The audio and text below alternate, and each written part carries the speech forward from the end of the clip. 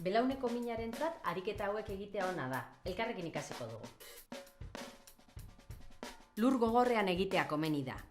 Jarri ahoz gora, hankak luzatuta.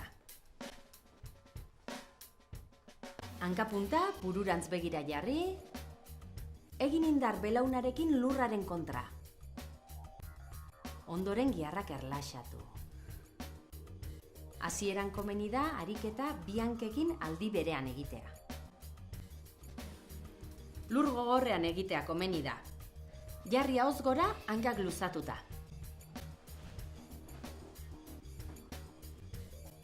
Belaunak bularraren gainean tolestu eta hanka ahalik eta gehien luzatu goruntz.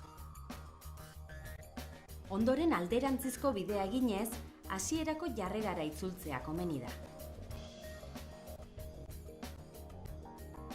Albo baten gainean jartzea komeni da, mina duzun aldera. Azpiko eskua garondoan jarri eta azpiko hanka pixka bat tolestuta. Goiko hanka lurraren gainean jarrita, indarrez tolestu. Azpiko hankaren flexioa egin eta ondoren luzatu. Ahoz gora jarri hankak luzatuta. Hankapunta kanpora eta gora begira jartzea komeni da. Indar egin belaunarekin lurraren kontra.